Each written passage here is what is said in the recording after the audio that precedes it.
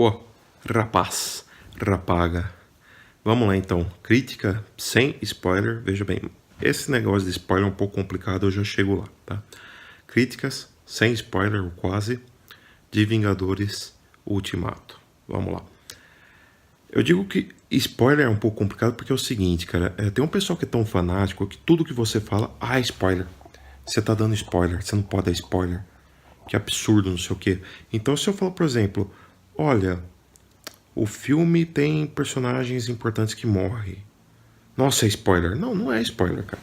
Eu tô dizendo algo que vai acontecer e, sinceramente, não estou dizendo quem tá morrendo, não estou dizendo como tá morrendo. Só disse personagens importantes que morrem. Primeiro que o conceito importante é um tanto quanto relativo, cara. Pra mim pode ser importante, pra você pode não ser, né? Ou pode ser o contrário, pra mim pode não ser importante, pra você pode ser.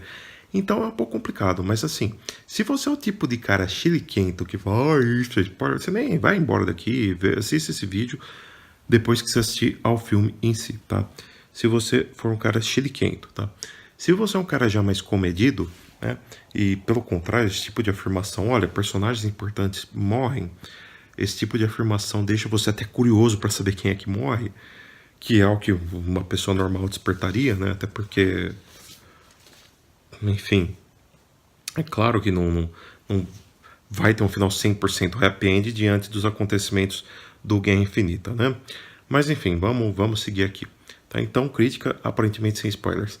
Eu tava reassistindo hoje, cara, a crítica que eu fiz, eu vou deixar aqui ou aqui, vai ter um card aí que você pode clicar e vai direcionar pra crítica do Guerra Infinita. E eu lembro que eu tava com essa mesma camiseta e, cara, com essa mesma camisa, né? E foi coincidência, juro que foi coincidência, cara. Porque eu fui trabalhar com essa camisa hoje, tá? E aí eu cheguei e comecei a assistir o vídeo. Eu falei, cara, mas é a mesma camisa que eu tava usando no vídeo do Guerra Infinita. Mas enfim, aquele vídeo eu disse que a Marvel tinha feito um filme de macho alfa para macho alfa, né? Porque a Marvel acabou com 3 defeitos que eu realmente acho que ela tem, assim, que ela insiste em seguir, tá? Sendo 2 deles, eu vou citar aqui os 2, que são 2 muito importantes, né? Que o primeiro é a Marvel, na verdade 3, tá? 3. Ela segue a mesma fórmula, tá? Eu vou citar os mesmos defeitos que eu citei naquele vídeo anterior. A Marvel passou muito tempo, cara, seguindo a mesma fórmula, na qual ela sabia que já ia vencer. Então muitos filmes da Marvel seguiam aquela fórmula e ficava uma coisa meio chata, né? Ficava até previsível o filme. Então a maioria dos filmes da Marvel, na minha concepção, e muita gente vai achar ruim, são filmes médios, de médios para bons, e muitas vezes de bons para muito bons, mas raramente você vê filmes ótimos para excelente, para perfeito e coisa do tipo. É como o Pablo Vilaça disse no vídeo dele que ele gravou, sem spoilers, também sobre o Ultimato. Mas a questão é que então Guerra Infinita deu uma quebrada nessa fórmula. Ele quebrou essa fórmula, acabou, não, vamos mudar, vamos ser imprevisível. Né? Não foi ao nível de imprevisibilidade a lá Game of Thrones, que eu acabei de assistir o último episódio do Game of Thrones, o episódio 3 da temporada 8, e cara, Game of Thrones deixa Ultimato no chinelo e muita gente vai me xingar por isso, mas azar, deixa, cara. Um único episódio deixa Ultimato, toda a Marvel no chinelo, mas enfim. Eu gosto da Marvel, eu sou até que fã, eu aprendi a ser fã, aprendi a gostar da Marvel, ainda vou gravar um vídeo sobre isso. Aprendi a gostar da Marvel no cinema, mas eu sou um fã moderado, um fã ponderado, digamos assim, tá? Eu não sou fanático, louco, que chora, que desespera. Mas eu acompanho, eu desenvolvi um carinho, um carisma pelos personagens. E isso foi acontecendo a partir do momento que a Marvel começou a quebrar a sua fórmula. Quando essa característica deu-se por feita em Guerra Infinita, tá? Outra coisa que a gente tem também em Guerra Infinita, que eu achei super bacana, é um vilão que realmente é interessante. Porque raramente nós temos vilões interessantes em filmes da Marvel, né? O Loki é um vilão super interessante, na minha opinião. Agora o Thanos, que no vídeo anterior eu falava Thanos, enfim, é o que eu vou chamar de Thanos normalmente, tá? Pra não ser tão fresco, né? O Thanos, né? No caso, cara, ele é um vilão muito bacana, cara. Ele é um vilão complexo. E, infelizmente, o Guerra Infinita comete uma certa falha ao não abordar o Thanos de uma forma mais assim consistente, né, com relação ao plano dele. Porque na HQ, cara, isso daqui é um spoiler de HQ, spoiler de gibi, cara. Você acha ruim spoiler de HQ, de gibi, você pula aí 30 segundos de vídeo, tá? Na HQ, acontece do Thanos ele sugerir no planeta natal dele, Titã, tá? Ele sugere que as pessoas, que os governos e tal, matem metade da população daquele planeta. Por quê? Porque os recursos estão escassos e se ele fizer isso, os recursos vão durar por muito mais tempo. Ele vai conseguir salvar o planeta dele. Ele é jogado para fora do planeta, né? Ainda continua spoiler, caso você pulou só meio minuto de vídeo, pula mais meio minuto. Ele é expulso do planeta, ele é considerado louco e a população do planeta dele morre. Tá? Então o que acontece? E se isso daí mostrasse um flashback muito rapidamente no Guerra Infinita, você conseguiria comprar ainda mais a história do Thanos, né? E enfim, pula mais meio segundo, tá? Meio minuto, desculpa, pula mais meio minuto aí porque ainda não acabou o spoiler. O Thanos, cara, ele é um cara que ele quer preservar as espécies no universo como? Destruindo metade delas. Por quê? Porque com isso você vai ter recursos cada vez menos escassos. Então você entende um pouco o lado dele, por mais que você discorde. Nada justifica você tirar uma vida humana, independentemente do motivo. Uma vida humana, no caso, uma vida alienígena, humanoide, que seja. Tá? Então você consegue comprar um pouco, não muito, mas um pouco essa ideia mirabolante do Thanos, né? Bom, voltando aqui, né, porque a minha memória do celular acabou, né, e eu perdi o vídeo anterior, perdi não, né, eu salvei uma parte dele, mas acabou a memória, eu tive que esvaziar o celular e, enfim, regravar não, repensar.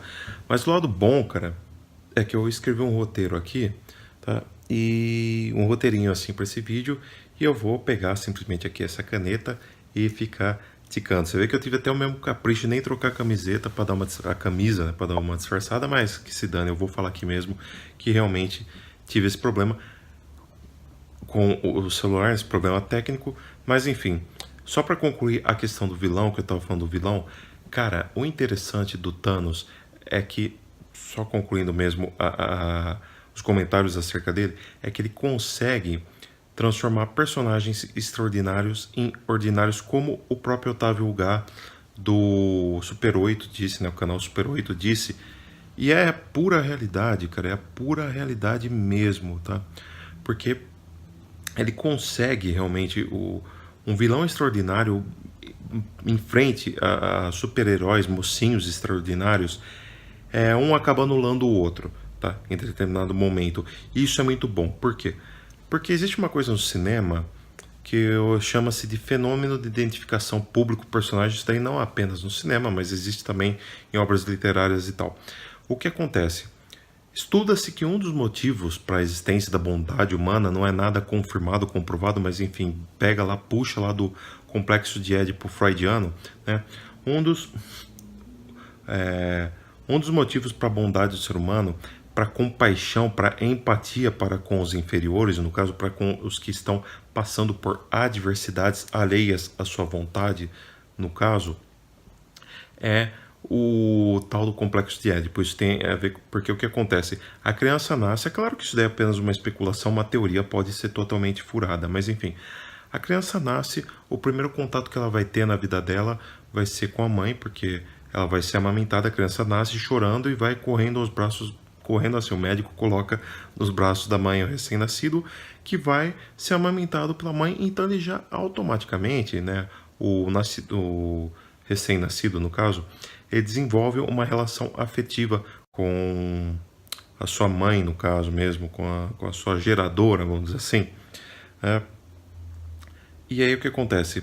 Quando o pai vai lá e tira um pouco a atenção da mãe, pega para ele enxerga o pai como inimigo, né? Inicialmente, então, é o tal do complexo de Édipo, né? Então a criança enxerga o pai como inimigo que vai tirar dele aquela pessoa que, enquanto ele estava assustado, chorando, desesperado, porque ele veio ao mundo que até então ele não conhecia, ele foi retirado do útero escuro e quente no qual ele estava, para vir ao mundo até frio, né? Comparado com a temperatura que ele se encontrava no útero, é um mundo até que frio, né? De fato, né? Esse nosso mundo é até frio. E aí o pai vai e tira a mãe dessa criança, e aí a criança se sente numa situação de inferioridade. Então é por isso que o ser humano acaba criando uma empatia com pessoas que estão em uma situação de inferioridade, porque o que acontece é que o ser humano já passou por aquilo. O ser humano, a maioria das pessoas pelo menos, sabem o quão ruim é você ficar em uma situação totalmente adversa à sua vontade. Então você já restaura todo esse período dos primeiros dias e meses de vida seu. Tá? Pode estar totalmente errada essa teoria, mas enfim, especula-se que por isso a gente tem essa coisa de realmente torcer para os mais fracos, né? E, cara, na boa, o Avengers 1, né, o primeiro Avengers, o Vingadores, na Batalha de Nova York lá, cara, é de suma importância que por ser o primeiro filme da reunião desses personagens, você mostra um grupo forte, um grupo praticamente impossível de ser quebrado. Então é maravilhoso você ver, claro, o Hulk dando um único soco naquela minhoca gigante, não é uma minhoca, uma larva, sei lá, que tem no primeiro filme, né, no primeiro Vingadores, indo com um soco só ele rebenta todo aquele bicho. O Homem de Ferro vai, que entra, mata o bicho por dentro, enfim. É muito bom você ver isso daí, porque você sente firmeza nesse grupo de Vingadores, que é o filme de origem deles. Então é muito bom sim que no filme de origem de um grupo de super-heróis, você mostra que eles são realmente super, né? Então não são apenas heróis, mas são super. Não são pessoas meramente altruístas, mas também são pessoas super poderosas, tá? Já no segundo filme, é interessante você criar um pouco mais de tensão, coisa que o Ultron não consegue, tá? E aqui eu vou dar um outro spoiler da HQ, que eu dei no meu vídeo anterior do Guerra Infinita, né? Então, se você não quiser spoiler da HQ, você pula a partir de agora, uns 30 segundos mais ou menos. Se 30 segundos não bastar, eu venho aqui avisar, tá? Então, vamos lá. Você, no HQ Era de Ultron, né, que é uma HQ formada por 10 volumes, o Ultron é muito mais poderoso que no filme, né? Ele chega a matar todos os Vingadores, né? E olha só que coisa louca. Cabe ao Wolverine e a Mulher Invisível, que são dois personagens de outros grupos. Pule mais 30 segundos, tá? Ainda não acabou os spoilers da HQ. Cabe a esse grupo, a esses dois personagens que são de outros grupos da Marvel, né? Que no caso X-Men e Quarteto Fantástico, cabe a eles viajarem no tempo para salvar a situação, para salvar o dia. Então por aí você vê a força do Ultron na HQ, coisa que a gente não tem no filme, né? O filme Segundo Vingadores é totalmente aguado, cara, uma coisa que, sabe, eu não gostei. É um filme com boas cenas de ação, mas é como diziam, é mais interessante quando você vê os Vingadores interagindo entre si, porque para esse filme mesmo é muito mais importante aquela interação que os Vingadores tiveram entre si no Guerra de Ultron do que o filme em si, do que o próprio Ultron, que é simplesmente fraco, e aqui acabou os spoilers da HQ, né? É extremamente fraco no filme, né? Então não é tão interessante assim o Ultron, ao contrário do Thanos. O Thanos, enfim, é um cara que bate de frente com essa galera e tem totais condições de destruir essa galera, tá? Então a Marvel foi realmente muito corajosa, né? O Kevin Feige, Kevin Feige, né? Todo esse pessoal aí, que os produtores, os principais produtores, tiveram muita coragem de ir lá e dar cara a tapa, falar, não, a gente vai fazer assim e acabou. Chega esse negócio de Vingadores Smash, né? Hulk Smash. Não, eles vão ter dificuldade realmente para enfrentar esse cara. Esse cara é casca grossa, né? A gente ficou 10 anos trabalhando esse cara, foram 20 filmes trabalhando esse cara, e quando chegou no 21º filme, na verdade o 20º, né, porque o 21º, na verdade o 19º, o 20º foi Homem-Formiga e a Vespa, o 21º foi Capitã Marvel, e depois o 22º acabou sendo esse Ultimato. Mas esses ficaram 18, 19 filmes trabalhando naquela personalidade. Aquela personalidade tinha que impor respeito naquele universo, e impôs, tá? E isso é bacana porque com os heróis naquela situação de inferioridade, a gente consegue se identificar com eles de uma forma menor pelo processo que eu acabei de explicar de fenômeno de identificação público-personagem, tá? É isso. Enfim, a melhor coisa que poderia ter acontecido para Marvel é realmente um vilão como o Thanos da Marvel no cinema. Beleza? Agora eu vou falar aqui o que eu considero como pontos negativos deste Ultimato, tá? Agora eu acabei já a parte pré-Ultimato, a gente vai para o Ultimato. Eu acho que o filme, para quem assistiu Guerra Infinita, eu vou evitar dar spoilers de Guerra Infinita aqui, porque pode ser que você não tenha assistido, apesar que se você não assistiu Guerra Infinita, você não tem nem que estar pensando em Ultimato, tá? Não tem. Tá? Eu disse em um vídeo anterior, né, o que é interessante você assistir para se preparar para Ultimato. O Ultimato por si só ele basta, eu vou falar disso mais tarde, tá? No final do vídeo. Só que é interessantíssimo que você veja Guerra Infinita para entender o que está acontecendo, porque esse filme é uma continuação direta do Guerra Infinita, beleza? Assistindo Guerra Infinita, você pensou, cara, como é que vai fazer para reverter essa coisa aí, né? O que vai acontecer? Será que vai fazer isso? Será que vai fazer aquilo? Será que vai agir dessa forma? Será quais vão ser os procedimentos que vão ser adotados para tentar reverter essa parada, né? E aí isso meio que se torna previsível, acontece até porque rolaram muitas teorias na internet, cara. O YouTube é uma desgraça para isso, cara, para teoria. O YouTube para teoria é uma desgraça, cara. Então, o pessoal é interessante porque eles mantêm um hype do filme, só que quando você vê a coisa acontecer, você fala, pô, mas peraí, o cara realmente já tinha comentado isso em um vídeo no YouTube e não se torna tão imprevisível, tão surpreendente assim. Então o filme, ele é previsível, mas assim, ele é previsível no modo como tais coisas vão se desenrolar, mas não como as coisas se desenrolam.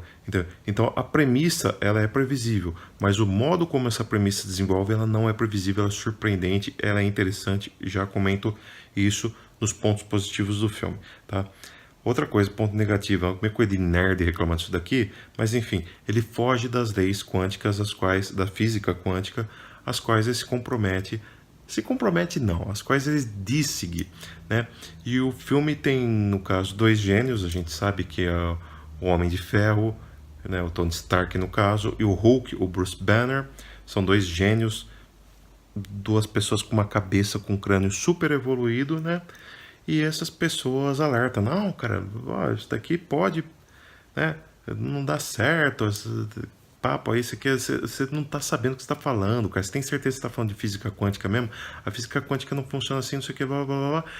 E no final tem um furo de roteiro, por assim dizer, né? Pra criar o desfecho de determinado personagem, que você fala, cara, mas não tem, isso daí não tem sentido, isso daí contradiz aquilo que o filme pregava no início, né? Então ele contradiz. Mas assim, é tal coisa, cara, você exigir uma coerência física em um filme desse, cara, é meio complicado também, porque a gente tá falando de filme que o cara se veste de herói pra salvar o mundo, o cara toma um super soro, vira um super soldado, cara. Meu Deus do céu, cara, o que ia ter de nego na academia bombado, que injeta Durateston na veia, injeta esse tal de soro, né? Enfim, é um filme que contraria as leis da física por si só. É uma trama, uma franquia que contraria as leis da física. E você exigir que essa franquia siga minimamente as leis da física, ainda mais física quântica, realmente é uma coisa que se torna um pouco xarope, né? Você cobrar isso do filme. Mas, enfim, tá aqui a crítica que eu fiz, um ponto negativo, por assim dizer. Outra coisa, aí é aquilo que eu comentei no começo do vídeo, né? Spoilers. Cara, é o seguinte, spoiler é quando você diz, olha, personagem X morre de maneira Y. Personagem Z morre de maneira P. Entendeu? Que eu não estou fazendo isso aqui agora, tá? Mas depois, dado o que aconteceu, toda a situação do Guerra Infinita, né, era de se esperar, logicamente, que a resolução do filme, esse fechamento de franquia, por assim dizer, né, ou de uma grande fase de uma grande franquia que ainda está por ter um universo ainda mais expandido, né, todo encerramento de saga acaba deixando, sim, os traumas, né? Os traumas dela. Então é óbvio que há personagens aqui importantes que acabam morrendo, né? Que acabam morrendo. Se são personagens do bem ou do mal, não interessa. Mas há personagens que acabam morrendo, sim, tá? E o que acontece? Isso é bom porque é imprevisível, porque dá um efeito de choque no filme, mas eu acredito que deveriam ter morrido mais personagens ainda, porque daria uma dimensão muito mais épica pro filme, tá? Daria uma dimensão bem mais épica, não só pro filme, mas pra saga toda, para realmente dar aquela sensação de esforço, de sacrifício, de um trabalho hercúleo, de um trabalho que foi milimetricamente calculado e não sei o que tal, daria uma sensação disso, de um maior esforço, de um maior sacrifício, né, para que as coisas terminassem como deveriam terminar, tá? E por incrível que pareça, a minha crítica, talvez a minha maior crítica ao filme, seja que deveria ter mais tempo de filme. Olha só que coisa. Ao contrário do Guerra Infinita, que eu disse que deveria ter tido bem menos tempo, não bem menos, mas menos tempo de filme, e o filme passaria melhor, fluiria melhor se tivesse menos tempo de filme, esse aqui não. Esse daqui é um filme que aí tá no primeiro ponto positivo que eu coloco aqui no meu roteirinho que eu fiz. São 3 horas de filme que voam, cara. Voam. São 3 horas que voam. Você não vê passar. Você senta ali, quando vê, acabou. E você se divertiu pra caramba, divertiu a beça, porque são 3 horas de filme que voam, cara. Passa muito rápido, cara. Passa muito rápido mesmo, tá? Tão rápido que você fica querendo mais. Porque se tivesse mais tempo de filme, talvez teria trabalhado melhor algumas situações, talvez algumas subtramas, né? Não que necessariamente precisasse, mas o filme seria mais completo, por assim dizer, né? Teria tido tempo de ter um pouquinho mais de cena de ação, e ao contrário do que todo mundo está dizendo, não, o filme tem muita ação, tem muita ação. Tem muita ação, só que é muita ação concentrada em uma parte do filme, tá? Eu acho que deveria ter mais ação espalhada, tá? E eu já vou chegar lá, beleza? Agora, inicialmente falando, o filme ele é denso e ele é tenso, tá? Por quê? Quem assistiu Vingadores Guerra Infinita sabe, do jeito que terminou aquele filme, teria que ter aqui um começo denso, um começo tenso, além de denso, tenso, além de tenso, denso, tá? Então, a fotografia utilizada aqui é uma fotografia toda dessaturada, tá? Uma fotografia toda focada numa paleta de cores que envolvem tons pastéis, né? Por quê? Porque ela não pode envolver cores vivas, né? A gente sabe a situação em que o mundo, que o universo está passando, né? Tem que ser tenso, tem que ser uma fotografia mais assim, fúnebre mesmo, tá? Tem que ser uma fotografia mais tensa, né? Então você vê, junto com essa fotografia, nós temos atuações muito comedidas, cara. Então, assim, é impressionante ver como os personagens evoluíram e os atores evoluíram juntos, cara. Porque, meu, você pega, por exemplo, na minha opinião, o ator mais limitado de todos desse elenco da Marvel é o Chris Evans. E o Chris Evans aqui, ele tá muito bem. É até incrível falar isso. O Chris Evans tá muito bem, cara. O personagem dele evoluiu pra caramba, sabe? Então você vê o Capitão América, né, o Chris Evans, ele tá com uma voz que tenta a todo tempo emanar esperança, emanar otimismo, que é essa a função do Capitão América na HQ. Essa questão do patriotismo, do ufanismo, eu não vou aqui julgar isso daqui moralmente, né, porque não cabe aqui. Felizmente a Marvel não adotou, no cinema, a Marvel não adotou todo aquele patriotismo que tinha nas HQs, né? Mas enfim, você vê que tem um tom de voz esperançoso ao mesmo tempo que o ator ele se contradiz propositadamente, né? Então ele passa boa parte do filme arqueado, um semblante sério, né? Um semblante que tipo não é falta de carisma do Chris Evans dessa vez. O Chris Evans, né? Acho que é Chris Evans, seria o certo. Mas enfim, ele tá com uma expressão densa ao mesmo tempo que o tom de voz é animado, ele tenta animar a galera, e o roteiro nisso daí vai junto, porque fala, ó, veja pelo lado bom, né, tal, enfim, se você assistiu o filme você vai lembrar do que eu tô falando. As atuações estão muito comedidas, então você vê, por exemplo, Scarlett Johansson, cara, como ela cresceu pra caramba no filme, tá? A personagem dela, que era uma assassina fria e calculista, ela se torna uma pessoa extremamente repleta de empatia, repleta até de tristeza pelo que aconteceu. É uma pessoa que você vê que está querendo reverter realmente o ocorrido. É uma pessoa que está lutando, está buscando, está querendo... Não, a gente tem que fazer alguma coisa, não sei o quê. E ela é muito mais empática. A Scarlett Johansson está 1000 vezes mais carismática nesse filme.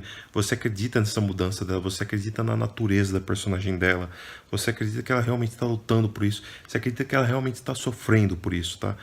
O Robert Downey Jr. como Homem de Ferro, ele continua um cara super carismático, super bacana, um cara com excelente timing cômico. Já o Chris Hemsworth como o Thor, muito carismático também, bem mais carismático que nos filmes anteriores, que ele já era bem carismático até, muito bem. Mark Ruffalo na pele do Hulk também mandando bem pra caramba, cara, mandando bem pra caramba. Só que assim, o Hulk, na minha opinião, é o personagem que menos cresce, não fisicamente falando, né? Mas ele tem um amadurecimento, né? Você vai ver já de cara na primeira cena dele que tem uma mudança no Hulk, que eu não vou falar o que é para não dar spoiler, né? Mas tem uma mudança considerável do Hulk. Porém, durante a trama ele não nos envolve tanto quanto os demais, tá? Eu confesso que eu senti essa falta aí. Mas o Mark Ruffalo carrega o personagem nas costas, tá? E o Gavião Arqueiro, que era o personagem mais esquecido de todos. Você repara que eu tô falando no sexteto original dos Vingadores, porque esse filme foca no sexteto original. Foca nos personagens? Foca pra caramba. Mas é o sexteto original que conta aqui, tá? E o, o Gavião Arqueiro, o Jeremy Renner, né? Interpretado pelo Jeremy Renner, ele tem uma carga dramática, ele tem um arco dramático, ele consegue desenvolver isso, ele consegue passar a bola, porque o Jeremy Renner renda uma excelente atuação, coisa que o Jeremy Renner faz, ele é um grande ator, ele manda muito bem, mas em Vingadores, no universo Marvel, ele estava totalmente sumido, cara. E nesse filme ele tem condições de fazer tudo isso. Aliás, uma coisa que eu acho espetacular, cara, é que esse roteiro, ele consegue equilibrar bem, ele consegue ao contrário do roteiro passado, né, que a gente tinha uma falha, por exemplo, Capitão América não tinha muito tempo de cena, né? Mas aqui tem.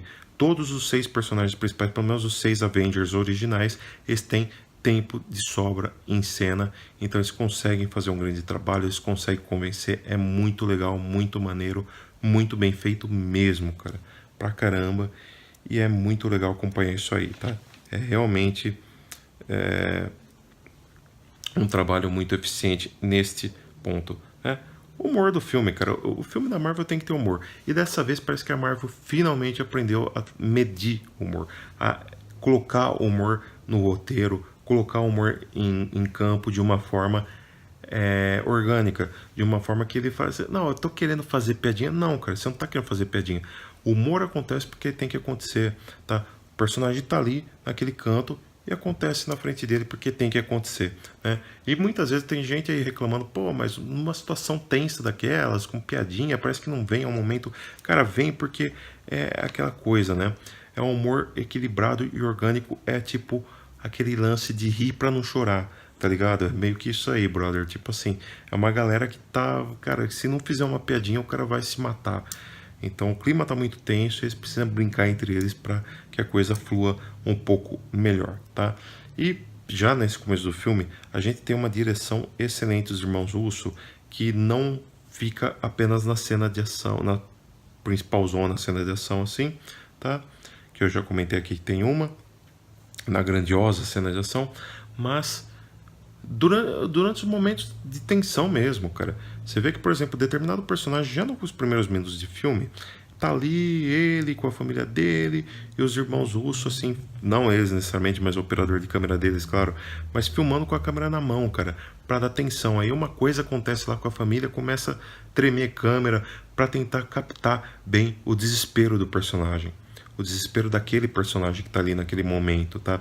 E várias tomadas com handcam são feitas. Aliás, a gente tem, claro, planos abertos para mostrar realmente o estrago da coisa toda, planos abertos para mostrar realmente a batalha com todos os detalhes, de uma forma a enquadrar um número gigantesco de personagens que participam, porque tem um número gigantesco de personagens que participam nessa cena de ação principal, que eu não vou falar mais coisas para evitar estragar surpresas, tá? Então, planos abertos. Um determinado personagem é filmado lá no Japão, né? Quando ele está lá no Japão caçando supostos agentes da Yakuza, talvez, né? Ele é filmado com travelings, né? O que acontece. Então, para você ter uma ideia do que está acontecendo, é filmado com travelings e a agilidade com que ele age, né? Agilidade com que ele age.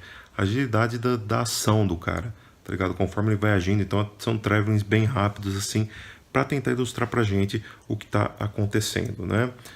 E isso é excepcional. Realmente é um trabalho muito bom dos irmãos Russo. Mandaram muito bem nesse filme aqui.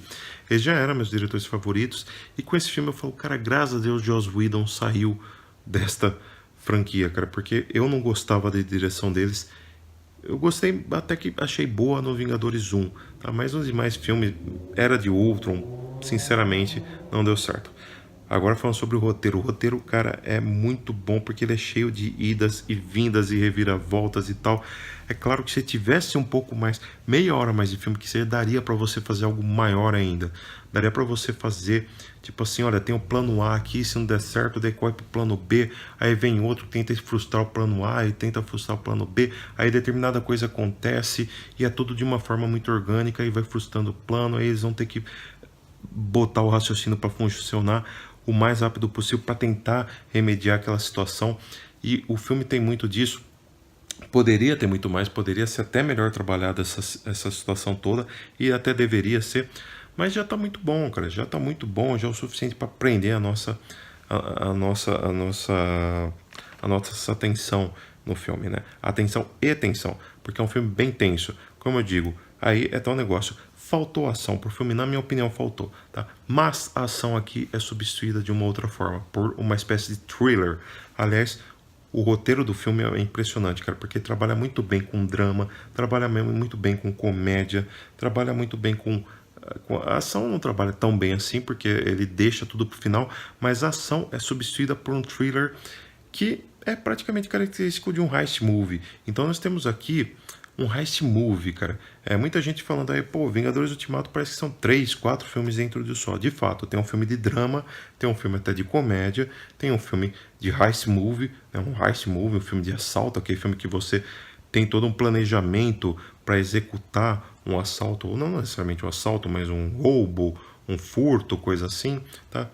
Algo meio no esquema do Homem-Formiga 1, né? O Homem-Formiga 1 lembra bem nesse momento, mas o Ultimato funciona bilhões de vezes melhor que o Homem-Formiga 1, né? E você tem também, é claro, o filme de ação, a cena épica, né? Que precisa ter, claro, um filme desse tinha que ter uma cena épica de ação. Então você tem tudo isso aí num filme que é alternado de uma forma muito interessante.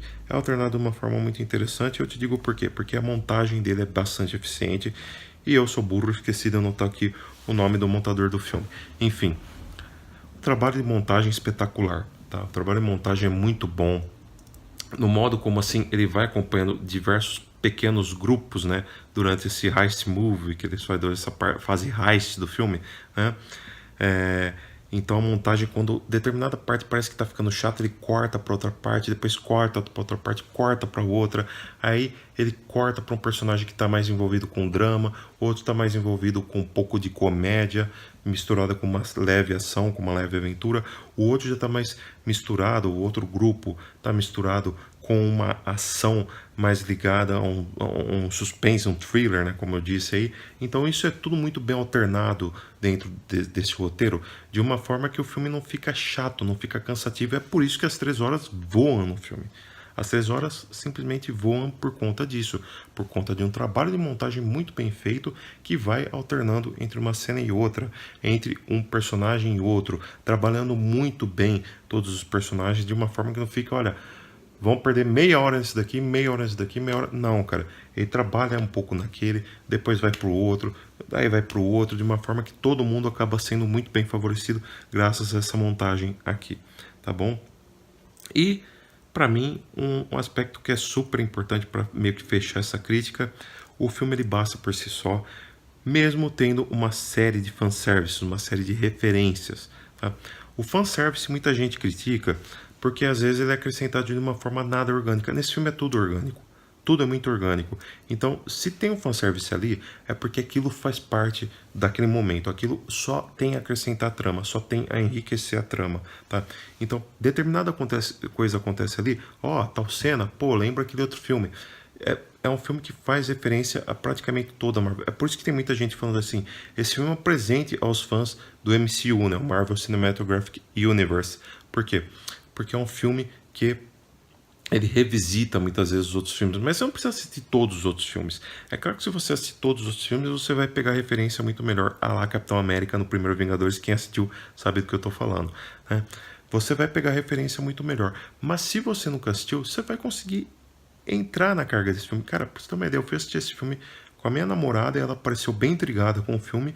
Fui assistir com a irmã do meio dela e a irmã mais nova. A irmã mais nova dela já conhece o universo Marvel mais ou menos aí, então não conta nesse caso. Mas a irmã do meio dela chorou, cara. Chorou assistindo esse filme. Então é um filme que por si só ele consegue envolver o espectador, tá? E detalhe, essa minha cunhada, irmã do meio da minha namorada, ela não conhecia nada de Marvel. Ela nunca tinha assistido filme nenhum, porcaria nenhuma no cinema. Nem Homem de Ferro lá de 2008, nem Guardiões da Galáxia, nem Vingadores, nem Capitão América, nem nada. Ela não conhecia nada desse universo da Marvel e ela foi lá totalmente noob, né, nesse universo, totalmente virgem desse universo, E ela se encantou com... Se encantou não, chorou pra caramba no filme, não sei. Acho que pra alguém chorar no filme tem que, de certa forma, ter sido... se sentir encantado pelo filme, pelo menos um pouco, né? Pelo menos um pouco que seja. Então é um filme que basta por si só. É um filme que encerra bem o ciclo. É um filme que, em momento algum, ele pede, ó, você tem que assistir todos os anteriores para poder entender. Não, você não precisa. É um filme que basta por si só. É interessante pra caramba que você assista Guerra Infinita antes de assistir esse Ultimato. Mas assim, se não der tempo, vai lá e boa, você vai tomar uns spoilers de Guerra Infinita já na cara, mas tudo bem, isso daí não tem problema nenhum, porque você consegue curtir o filme no fim das contas, né, por incrível que pareça. O filme por si só ele basta muito, muito mesmo. Tá? E outra coisa que eu tenho para dizer é o seguinte, ele é um filme de encerramento, então não tem, isso aqui não é spoiler que você já deve ter ouvido falar, não tem cena pós-crédito porque não precisa ter. Ele não é um filme que serve de trailer pro próximo, tá? Ele é o filme da Marvel que nesse ponto ele mais se completa, ele não precisa de ser um trailer, ele não precisa se assumir como trailer pro próximo Vingadores ou pra próxima fase dos Vingadores, sendo que essa fase quarta não acaba nesse filme. O ciclo desses personagens envolvendo Homem de Ferro, Capitão América e Thor, eu citei os três porque são os três mais importantes e diria que até nessa ordem, né? Homem de Ferro inaugurou o cinema da Marvel, o universo da Marvel no cinema. Capitão América veio dar um reforço e o Thor também veio completar esse time. Depois o resto que tá ali, claro que faz toda a diferença, mas não tanto quanto esses três. Esses três aí estão lá realmente para chamar a atenção da molecada e são os três que sustentaram aí esse MCU por esses 10 anos, principalmente os três, não somente os três, mas principalmente esses três sustentaram o MCU ao longo desses anos todos, né? Como eu digo, não é um filme perfeito, tá? Ele tem lá as falhas dele. Eu particularmente continuo considerando Guardiões da Galáxia 2 o melhor filme da Marvel, por incrível que pareça, tá? Da Marvel MCU, no caso, né? Depois seguido por Guerra Infinita. Eu acho Guerra Infinita um filme melhor que esse, porque o elemento surpresa de Guerra Infinita é maior do que desse. Desculpa, tá, se você discorda, mas como eu disse, esse daqui ele peca um pouco na previsibilidade. Para mim pareceu um filme muito previsível de fato, não que tenha estragado, porque é tal negócio, você até sabe o que vai acontecer de repente, mas não como isso vai acontecer. Então esse é o ponto positivo aqui do Ultimato, né? E é um filme que encerra muito bem. Ele tem esse ar de despedida. E espero de verdade, de coração, que a Marvel fale: agora a gente encerrou isso aqui e vamos trabalhar em outra fase, porque tem uma fase, tudo indica que vai ter uma fase gigantesca para vir aí pela frente, que é uma fase envolvendo celestiais, né? Todo personagem de espaço, essa coisa espacial, né? E aí imagina a coisa como é grandiosa, como vai ser gigante, né? Vamos torcer para que seja, enfim, uma fase boa. E a Marvel nos últimos filmes parece ter amadurecido muito. Você vê a própria Capitão Marvel, é um filme que não segue a linearidade dos demais filmes, então eu achei um filme muito bom, tá? Doutor Estranho também não faz questão nenhuma de ser convencional como os outros filmes, ele é visualmente perfeito, visualmente lindo e trabalha muito bem, então a Marvel amadureceu muito bem, e a prova disso é que Guerra Infinita tá aí pra provar isso aí, tá? O Ultimato tá aí pra provar isso aí, o Doutor Estranho mesmo, cara, pra mim tá aí pra provar isso daí, é um ótimo filme na minha opinião. Homem-Formiga e a Vespa, cara, eu jurava que ia ser uma porcaria de filme. E, cara, foi um filme muito bom, muito equilibrado. Então a Marvel evoluiu muito cinematograficamente falando. A Marvel parece que vai, o MCU parece que vai continuar nos dando alegrias. Torçamos para que isso aconteça, né? Realmente é um ótimo filme, tem lá suas falhas, mas é isso. Eu daria aqui 4 estrelas e meia de 5. Então é isso. Vingadores Ultimato, 4 estrelas e meia de 5. É um filme excelente. Merece a conferida, merece ser assistido, quiçá reassistido. E é isso. Por esse vídeo é isso. Falou, fui, adiós, tchau.